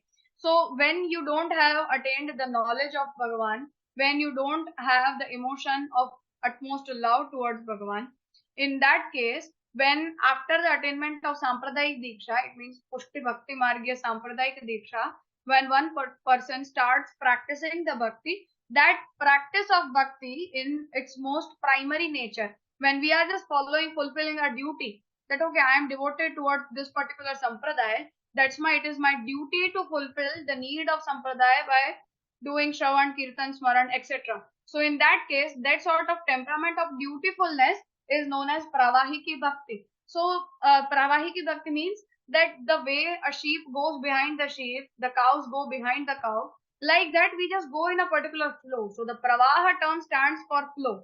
So the way we keep on moving in one particular flow, that same way this Bhakti also goes in a flow by fulfilling the duties of Sampradaya rather than being wholeheartedly devoted toward Krishna. The second nature is Maryadiki Bhakti, where he says that Prematmaka Bhakti Sadhanatvena Kriyamanaha Shravanadihi Bhakti Marge Maryada Bhakti iti Uchyate. So once you attain the divine knowledge regarding the form of Bhagavan Shri Krishna, you start practicing the path, being knowledgeable. In that case, you know the purpose of your Bhakti, you know the ultimate fruit of your Bhakti, you know that what is the ultimate goal of this Bhakti Marga practice and how ideally this Bhakti should be practiced. So in that case, that temperament of Navadha Bhakti is known as Maryadiki Bhakti, in which the knowledge and your boundaries, the term Maryada stands for boundary. So you know the boundaries, you know the limitations of your practice. So with that knowledge of limitation, when you are doing, at that time it is known as Maryadiki Bhakti. Snehot Patyantaram Swavyasanatah Swatantra Purusharthatvena Kriyamanaha Uttamaha Pushti Bhakti Rupaha.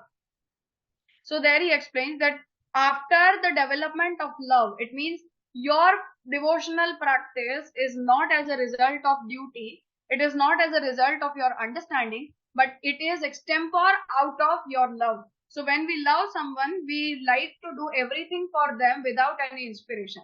So without being inspired, without being forced, without being dutiful, we like to do everything. It comes out of our own heart. Those actions come out of our own temperament. of love. So that emotional development of love, which would ultimately lead a person towards the fulfillment of Bhakti Margya practices, that type of temperament of bhakti which happens with Vyasan. The term Vyasan stands for engrossment. The development of bhakti by Mahaprabhu has been explained in 4 stages: Ruchi, Prem, Asakti, Vyasan, then Nirodha, Sarvatma Bhav, and then ultimately the fruit of bhakti. So there the term Ruchi stands that I am just curious about what format of bhakti is. Or I just want, being curious, I want to follow this path out of my curiosity and out of my interest.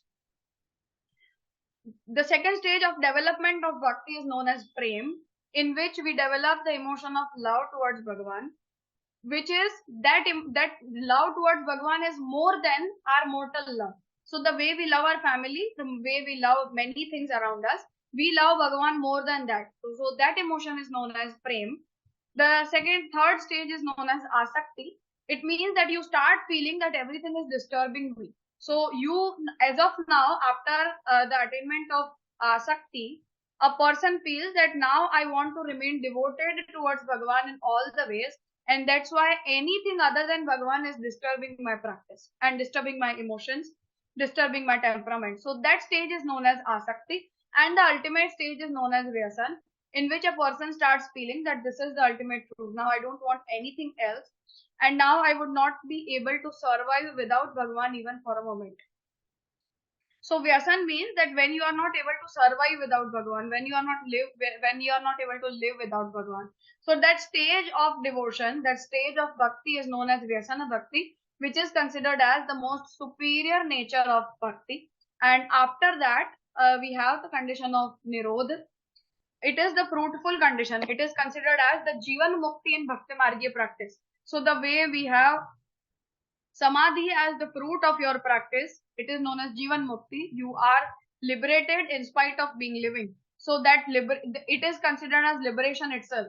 So there Mahaprabhu explains that this condition of attainment of Nirodh, where Prapancha Vismriti Purvak Bhagavad Asakti happens, that attainment of, it is itself is attainment of liberation, in which now you are not bound with any sort of worldly and outer worldly bondages, but you are fully engrossed in Bhagavan by the affiliation of your mind in Bhagavan.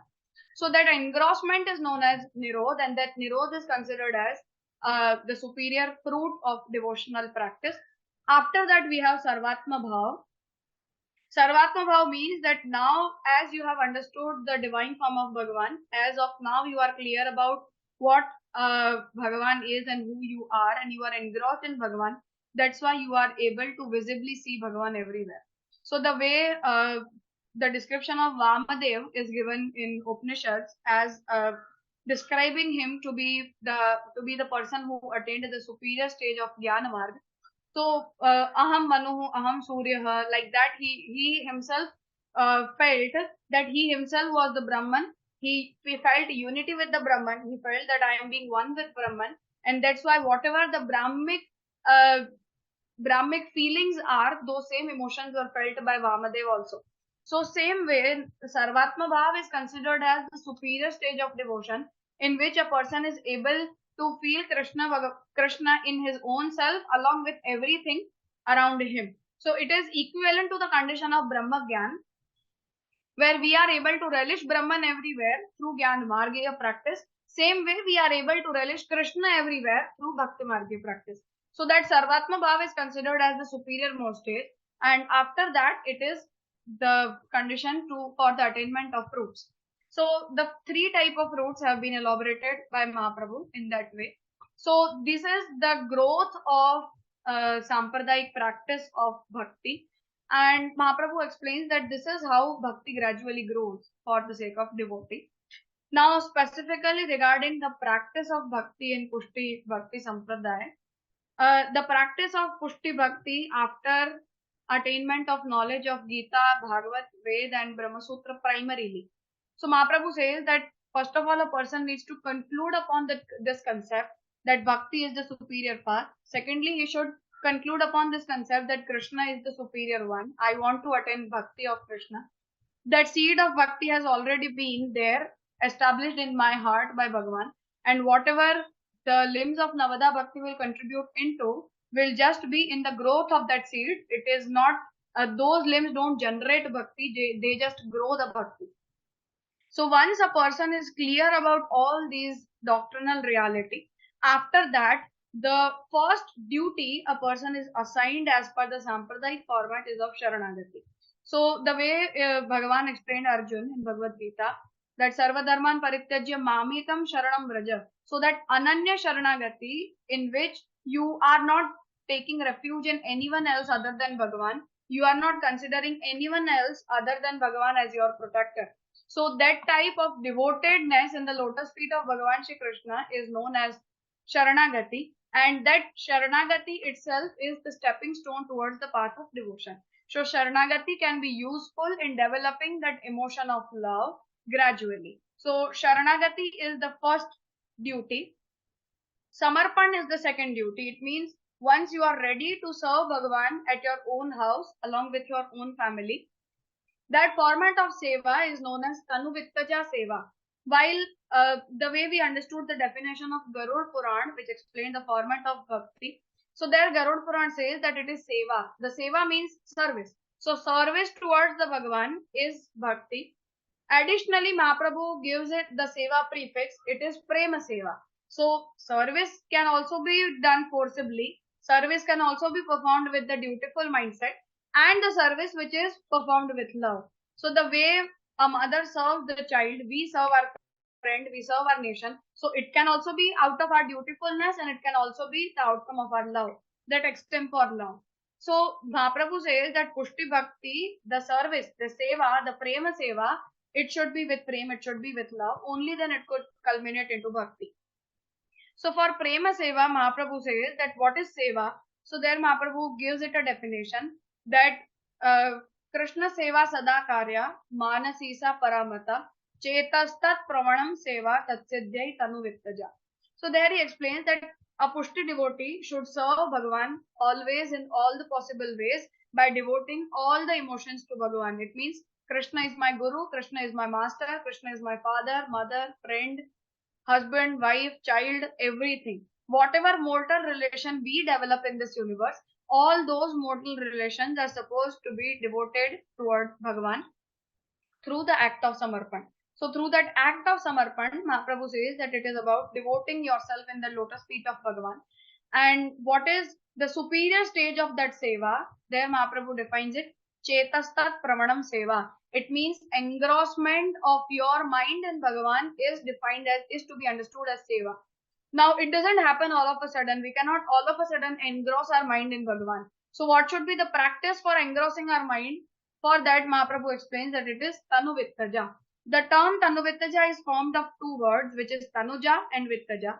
The term Tanuja stands for body, the term Tana stands for body, and Vittaja, the term Vittaja stands for possession. So devotedness, we should devote our body and all our possessions in the service of Bhagavan, and this is the way through which we engross our mind in Bhagavan. So Mahaprabhu explains it in this way, that our mind is usually affiliated with the ahanta and mamata. Wherever you have ahanta, you have your ahanta in your body, you have mamata in your possessions.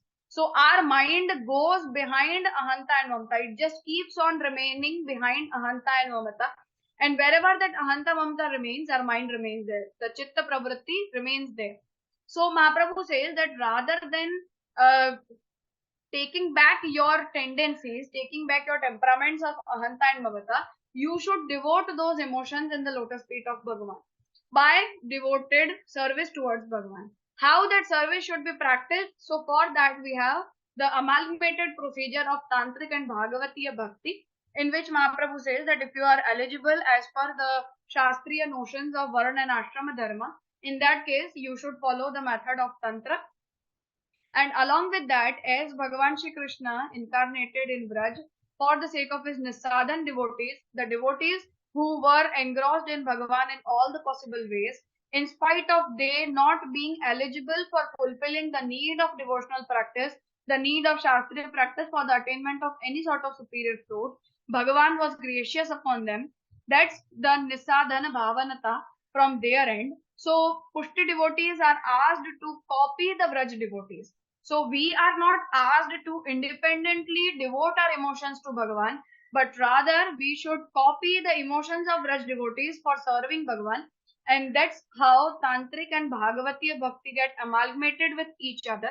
And that's how you gradually develop the engrossment in Bhagavan. So that prema seva is the method for attainment of the engrossment in Bhagavan, the engrossment of our mind in Bhagavan. And that engrossment of mind happens through the devotedness of Ahanta and Mamata, for which Mahaprabhu is explaining the path of Samarpan. So Samarpan is equivalent to Atma Nivedan, and that Diksha itself, that Samarpan Diksha is given to the Pushti devotees uh, as the second Diksha. First of all, Sharana Diksha, later on it is Atma Nivedana Diksha. So in Atma Nivedana Diksha, the devotee takes the pledge that from now on I identify myself as your particle, and that's why me, along with all my possessions, along with whatever I possess, whatever I own, I devote myself to you, and thereby I am your servant and you are my master. And from now on, my only primary duty, my most superior duty, is to serve you wholeheartedly. So that's the pledge a Pushti devotee takes. And after that, Mahaprabhu promotes that a person should live a devoted life. It means your each and every action, including your earnings, including your family, including your body, including the objects of your sensory organs, including the temperaments of your sensory organs, all those are supposed to be affiliated with Bhagavan Shri Krishna only. So there Mahaprabhu says that asamarpita vastunam tasmat varjanam achare. It means all sort of asamarpita vyavahar are supposed to be stopped. So the life of a Pushti devotee is supposed to be like an ideal life of a servant. So there Mahaprabhu gives an example that Swami, the way a master and a servant, they establish a relation between them. It is about the olden days when we used to have a purchased human beings as our servant. So the servant's whole life used to be devoted towards his master. Servant used to live in the house of the master. He used to eat what master gives. He used to wear what master gives. His birth and death, everything was devoted to his master only. So that sort of devoted lifestyle is promoted after the attainment of Atmanivedana Diksha. And there Mahaprabhu explains that this is the ultimate way for the attainment of Bhagavan. This same path has also been appreciated by Bhagavan in Shrimad Bhagavad Gita, where Bhagavan says that Yad Juhosi, Yad Karoshi, Yad Ashnasi. So there Bhagavan says that whatever you offer to the yajna, even that should be offered to me first. Whatever you eat, it should be offered to me. Whatever you do, that action also should be offered to me. So it is about coexistence with Bhagavan. So when we establish a vigraha of Bhagavan Shri Krishna in our house, when we start serving the murti of Bhagavan Shri Krishna in our house, from that very day, we are considered as the servant of Bhagavan. A devotee is considered as the servant of Bhagavan, and Bhagavan is the master. So that whole life should be devoted towards that Bhagavad Vigraha, and that Bhagavad Vigraha is considered as the personification of Bhagavan Shri Krishna himself. So it is about a personal nature of personification and incarnation that happens for the sake of that particular devotee and his family members only. So we are asked to devote our ahanta and mamata. We are asked to affiliate our ahanta and mamata with Krishna. And that's the way ultimately, gradually, you develop the engrossment of your mind. You affiliate to your mind with Bhagavan Shri Krishna. Gradually, you get engrossed in Bhagavan more and more. And then your devotion grows from ruchi till the aspect of vyasan, and then ultimately you attain the fruits of devotion, which are explained as alaukika samarthya, sayujya, and sevopayogi deha prapti. So alaukika samarthya means that through this mortal body, when you are able to relish Krishna, through this mortal body, when your sensory organs, which are prakrit in nature, they are considered to be eligible for serving the Parabrahma. In that case, you have attained some superiority in you with the grace of Bhagavan, and that itself is the fruit that Bhagavan is ready to accept your service. Secondly, Sayujya is the fruit. It means after the death, a Pushti devotee, the individual being of a Pushti devotee, attains oneness with Bhagavan Shri Krishna. And the third fruit is to attain a new body in the Vaikuntha Lok of Bhagavan Shri Krishna, where a devotee gets the chance to serve him. So these are the fruits of devotion, which are devotional itself. So it is not about expecting the fruit of Sayujya at the end of bhakti. It is not about expecting the fruit of Sevopayogi Deha Prapti at the end of your practice, but it is more about relishing the journey of worshipping Krishna. So it should be more like relishing Krishna in your day-to-day life. It should more be like coexisting with Krishna in your own house. It should be more be about relishing the feeling and the emotion of being devoted towards Krishna. The way Vraj devotees express their emotion in Shrimad Bhagavat, that after Krishna has born in Vraj, each and every day of our life is a festival. So that's how the path of devotion and the practice of devotion is not about reaching to a particular milestone or the attainment of fruit, but it is more about relishing that day-to-day journey, that day-to-day practice of bhakti, which a person should practice in his day-to-day life. So this is in nutshell what I wanted to say as a format of Pushti Bhakti. Just to conclude it uh, briefly, that Pushti devotee the aspect of Pushti devotion starts with the mindset of being devoted toward Krishna without any sort of expectation. And that's why Mahaprabhu says that this path is of practicing Nirguna Pushti Bhakti. Mahaprabhu doesn't mean that Sagun Bhakti cannot be practiced. It can be practiced, but it cannot be practiced within the Sampradayik format. So you are allowed to practice Sagun Bhakti also, but not in being a follower of Vallabh Sampradaya, not being a follower of this particular Sampradaya. So a person is allowed to practice everything, but not within this Sampradayik format.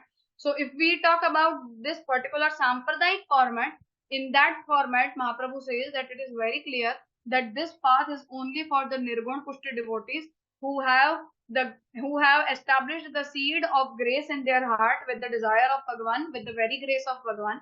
And in spite of they being engrossed in the devotional practice, they are not being egoistic about the attainment of Bhagavan with that practice, and rather they are humble in front of Bhagavan that whatever we are able to do, you are accepting our service, and that's why we consider ourselves to be gracious. So this is what Pushti Bhakti is, the mode of Pushti Bhakti is, which finds its origin from Ved, from Shrimad Bhagavad Gita. After that, it has been explained in Purana, Tantra, and then it finds its sources in Narad Bhakti Sutra and Shandela Bhakti Sutra.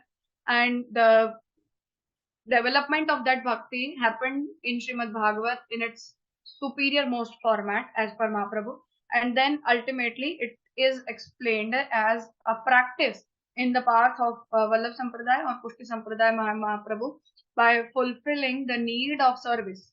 So that Prema Seva is supposed to be practiced as per the Bhagawatiya and Tantrika format without expecting even mukti as a result, only for the sake of relishing Krishna in all the possible ways. So yeah, here I conclude with what I had to say. Thank you very much, Maitri ji. I think we are getting some questions. You can just check. Yeah, I am just going through those questions only. That you explained it is God's wish to create good or bad individuals, but as far as I know, God creates individuals based not everyone's karma only. No, this is not what the concept is. As I said, as I quoted Bhagavad Gita, in Bhagavad Gita itself, Bhagavan says that Bhagavan himself chooses the beings in Daivi and Asuri, these both categories, and he makes the Daivi Jivas eligible for the attainment of liberation and Asuri Jivas for staying in this universe forever. For more details, you can go through the 16th chapter of Shrimad Bhagavad Gita where Bhagavan has elaborated this thing. So Bhagavan himself inspires the being to fulfill the good and bad deeds both, and this is the playfulness of Brahman. It is not about Bhagavan being selective or partial about someone, but it is more about the playfulness of Bhagavan in which Bhagavan wants multiplicity and not uniformity. Can we say, Maitri ji, that so for example in Advaita it is said that Bhagavan is karma phaladata. I mean, he gives the result based on the karmas of the individuals. So as you said, Bhagavan inspires one to be Asuri or Daivi Prakriti, but it could be also be based on their karma. It both can be true at the same time. Or it is definitely based upon the karma. It means whatever we do. But what Mahaprabhu wants to emphasize is that it is not choice based. The temperament of karma has been established in us as per the desire of Bhagavan. So we would be inspired to be involved in that type of actions only.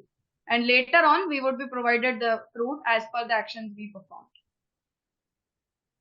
The way Upanishad is saying, sa eva sadhu karma karayati, sa eva asadhu karma karayati. Like that. With that Okay. point. Okay. On that Brahmic level. But yeah, in the universal level, it happens as per the principle of karma. Yeah. Okay. Okay. If Bhagavan is the one managing the path and nothing can touch him except our devotion, then doesn't it seem like Jiva Krita Prapya Phal? I know it is not the case, but then why does it seem like?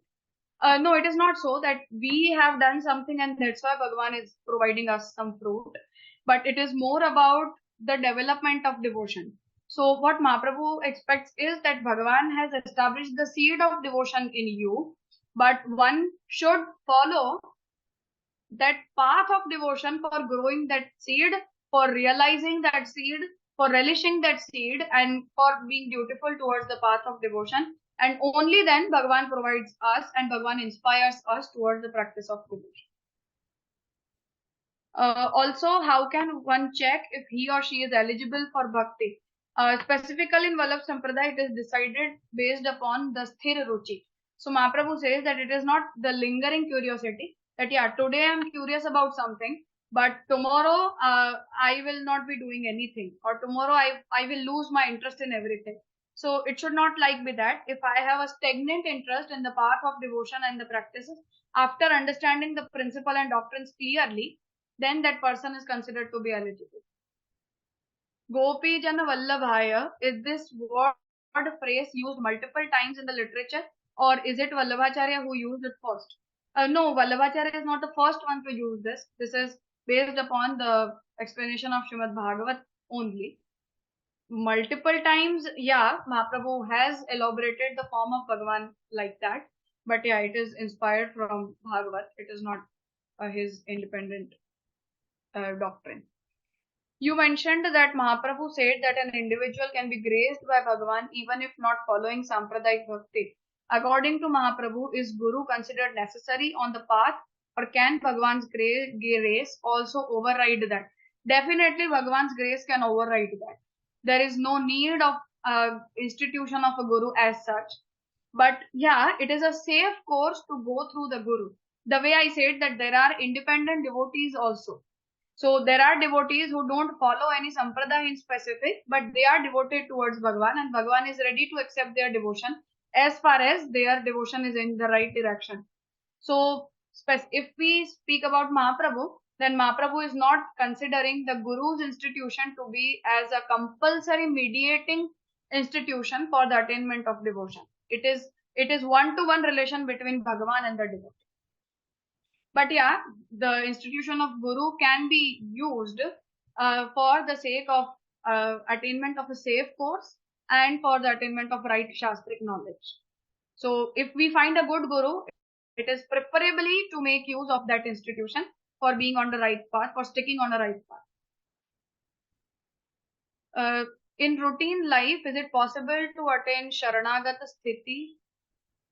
Yeah, it is possible. Mahaprabhu explains the Sharanagati through Vivek and Dhairya. So there he says that Vivekastu Haris Sarvam Nijechatah Karishyati. So when we feel that whatever happens in my life is as a result of Bhagavan's desire only. Bhagavan wanted this to happen and that's why this happened. That's why good and bad, all those activities are supposed to be accepted uniformly as per the desire of Bhagavan. And even if there are some adverse conditions in our life, even those adverse conditions are supposed to be accepted without being anxious at all, as per the desire of Bhagavan. And we should feel that Bhagavan only is my protector and refuge.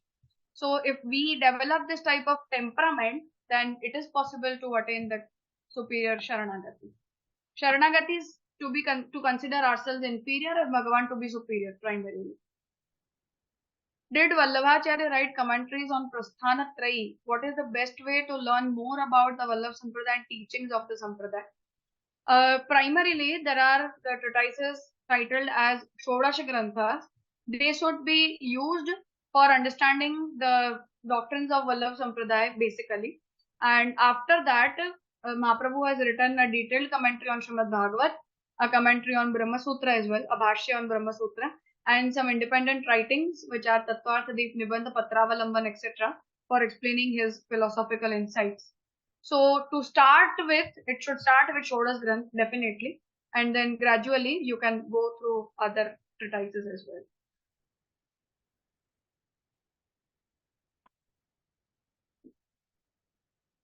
The Ashtachap Kavis mainly considered Bhagavan as Sakha or child. Thus, Pushtimarg recommend a particular bhav. Is Madhurya bhav also practiced? Mahaprabhu in his writing Chatushloki says, Sarvada Sarva Bhavena Bhajaniyo Vrajadipah. So there is no emphasis upon any sort of bhav or emotion in Vallabh Sampradaya, but rather it is about devoting all the emotions to Bhagavan altogether by considering him everything. And just the way I said that Mahaprabhu doesn't find itself find this to be safe course that we start devoting our independent emotions to Bhagavan, but rather Mahaprabhu says that we should copy the emotions of Vraj devotees. So in that way, it is the safe course for Mahaprabhu, as per Mahaprabhu, that we should copy the emotions of Vraj devotees.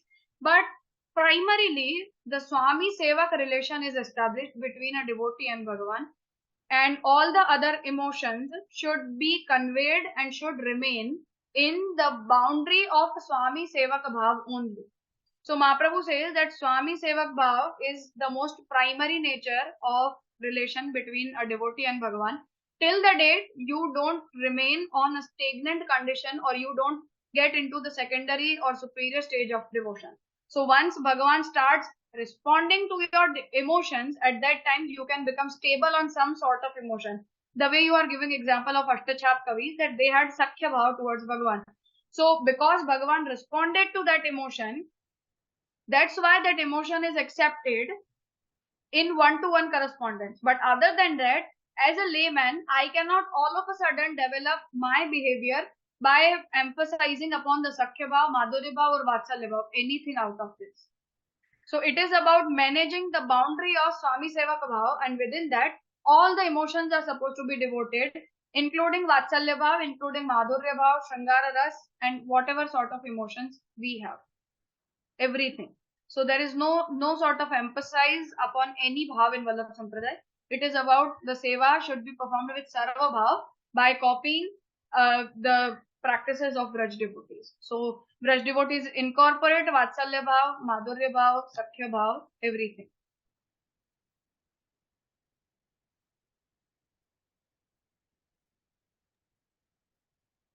I think that's all. There are no more questions. I don't see any more questions. Yeah. I think we are done. Maitri, it has been a very wonderful lecture series. I think it must have been very difficult for you to compress such a comprehensive dealing on bhakti given by Mahaprabhu. It was very visible. I could see it in the morning and in the evening. Every place you have been quoting Mahaprabhu for every point you made. You have been quoting the pramana from Mahaprabhu's writing. I think interested people should really go and study further the works that Maitriji mentioned. So I'm very happy we could do this, and I hope to do more such sessions in the future. So on the behalf of entire team of Indica Moksha and all of our viewers, I really thank you very much, Maitriji, for doing these sessions. Thank you very much. Yeah. Namaste. Viewers, with this we come to the conclusion of this Weekend with Wisdom. Follow us on Twitter and Facebook for more details about our upcoming events. So with this, we conclude today's session. Shri Gurubhyo Namaha.